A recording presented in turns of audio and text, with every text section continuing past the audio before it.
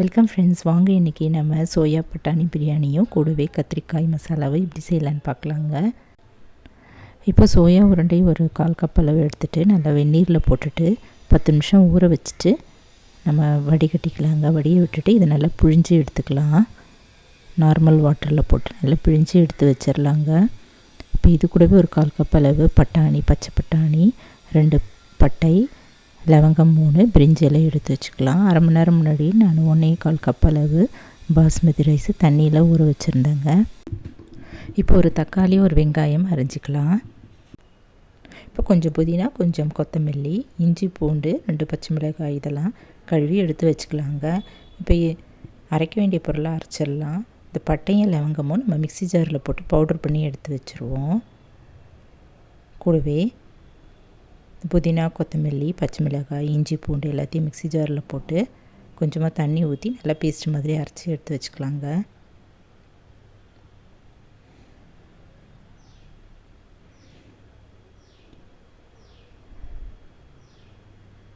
இப்போ அடுப்பில் ஒரு குக்கர் வச்சுட்டு அதில் ஒரு 2 ஸ்பூன் அளவு நெய் ஊற்றிட்டு கூடவே ரிஃபைண்ட் ஆயில் ஒரு 4-5 ஸ்பூன் அளவு ஊற்றிக்கலாம். இதில் ஒரு பிரிஞ்சி இலை, பவுடர் பண்ண அந்த பட்டை லவங்கம் போட்டு வறுத்துட்டு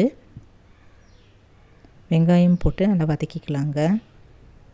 இது லைட்டாக இப்படி செவந்ததும் தக்காளி போட்டுட்டு அது லைட்டாக இப்படி வதங்கின பிறகு அரைச்சி வச்சுருந்த இந்த புதினா, கொத்தமல்லி விழுதை இதில் சேர்த்துக்கலாம். 2 நிமிஷம் நல்லா வதங்கட்டுங்க. வதங்கின பிறகு இதில் தேவையான அளவு மிளகாய்த்தூள், தனியாத்தூள் ஒவ்வொரு ஸ்பூன் அளவு போட்டுக்கலாம். 1/2 டீஸ்பூன் அளவு கரம் மசாலா போட்டு நல்லா கலந்துக்கலாங்க. இது நல்லா வதங்கட்டும்.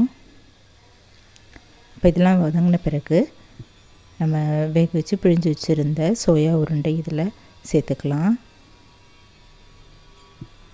சேர்த்துட்டு நல்லா கலந்துட்டு கூடவே பட்டாணியை இதில் சேர்த்துக்கலாங்க.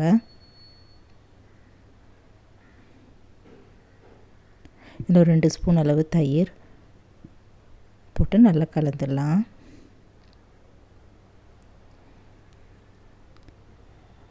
இப்போ நம்ம ஊற வச்சுருந்த பாஸ்மதி ரைஸை தண்ணி இல்லாமல் இதில் பிழிஞ்சிட்டு போட்டுக்கலாங்க. கூடவே ஒரு 2 ஸ்பூன் அளவு கல்லுப்பு சேர்த்துட்டு நல்லா மெதுவாக ஒரு 2 நிமிஷம் வரைக்கும் கலந்துக்கலாங்க. கிளறிடலாம், அடிப்பிடிக்காமல் கலந்துக்கலாங்க.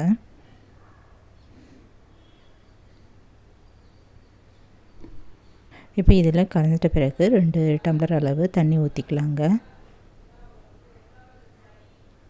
கலந்துட்டு உப்பு பத்தலைன்னா இதில் இன்னும் கூட கொஞ்சமாக உப்பு சேர்த்துக்கலாம். கலந்துட்டு நம்ம மூடி வச்சிடலாங்க. ஆவி வந்து வெயிட் போட்டு ஒரு சவுண்டு வந்து இறக்கிடலாம். நான் கத்திரிக்காய் மசாலாவை கொஞ்சம் செய்திருந்தாங்க. ஒரு 4 கத்திரிக்காய் அரிஞ்சிட்டு தண்ணியில் போட்டுட்டு எடுத்து வச்சுட்டா கழுவிக்கலாம். அடுப்பில் ஒரு கடாயை வச்சுட்டு 2 ஸ்பூன் ஆயில் ஊற்றிட்டு இந்த கத்திரிக்காய் போட்டு 2 நிமிஷம் போல் நல்லா வதக்கிக்கலாங்க. இந்த தோல்லாம் நல்லா பிரிஞ்சு வர வரைக்கும் வதக்கிக்கலாம். நல்லா வதங்கிடுச்சு. இது ஒரு தட்டில் எடுத்து வச்சுக்கலாங்க.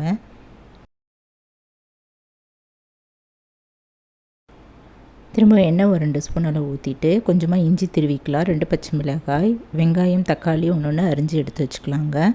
எண்ணெய் காஞ்சதும் வெங்காயம் போட்டு செவக்க வதக்கிக்கலாம். கூடவே பச்சை மிளகாய், துருவின இஞ்சி, தக்காளி இதெல்லாம் போட்டு வதக்கிக்கலாங்க.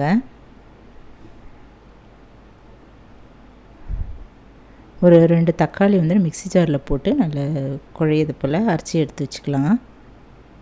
இது நல்லா வதங்கின பிறகு இதில் மஞ்சத்தூள் 1/2 டீஸ்பூன், தனியாத்தூள் 1 ஸ்பூன், மிளகாய்த்தூள் 1 ஸ்பூன், கரம் மசாலா 1/4 டீஸ்பூன், உப்பு 1 ஸ்பூன் போட்டுட்டு நல்லா கலந்துடலாம். நல்லா வதக்கிக்கலாங்க. இப்போ வதக்கி எடுத்து வச்சுருந்த கத்திரிக்காய் இதில் போட்டுட்டு ஒரு 2 நிமிஷம் போல் வதக்கிட்டு நம்ம அரைச்சி வச்சுருந்த தக்காளி விழுது இதில் சேர்த்துட்டு இன்னும் கொஞ்சம் கூட கழுவி ஊற்றிட்டு கொதிக்க வச்சுக்கலாம். மூடி வச்சிடலாங்க. இப்போ இந்த பிரியாணி நம்ம இறக்கி வச்சிட்டேன்.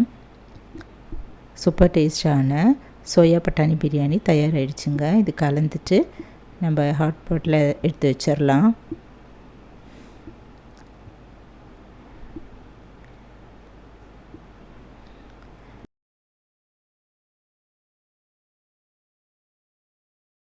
இப்போ இந்த கத்திரிக்காய் மசாலா தயாராகிடுச்சு. மேலே கொத்தமல்லி தழைகள் தூவிட்டு இறக்கிடலாம். இன்றைக்கி இதாங்க பண்ணியிருந்தேன். சோயா பட்டாணி பிரியாணியும் கத்திரிக்காய் மசாலாவும் தான் பண்ணியிருந்தேன். மேலே கொத்தமல்லி தழை தூவிட்டு இறக்கிச்சு சர்வ் பண்ணலாங்க. கூடவே வெங்காய தயிர் பச்சடியும் வச்சுருந்தேங்க. டேஸ்டான இந்த சோயா பட்டாணி பிரியாணி நீங்கள் ட்ரை பண்ணி பாருங்கள். நான்வெஜ் சாப்பிட்றவங்க நம்ம பாயில்டு எக்கு வச்சு கொடுக்கலாம். ரொம்ப அருமையான இந்த லஞ்ச் ரெசிபி ட்ரை பண்ணி பார்த்துட்டு எப்படி இருக்குன்னு சொல்லுங்கள். இந்த வீடியோ பிடிச்சதுன்னா என்னுடைய சேனலான குக்கிங் வித் சித்ரா அன்பு சேனலை சப்ஸ்கிரைப் பண்ணிக்கோங்க. தேங்க்ஸ் ஃபார் வாட்சிங். நன்றி, வணக்கம்.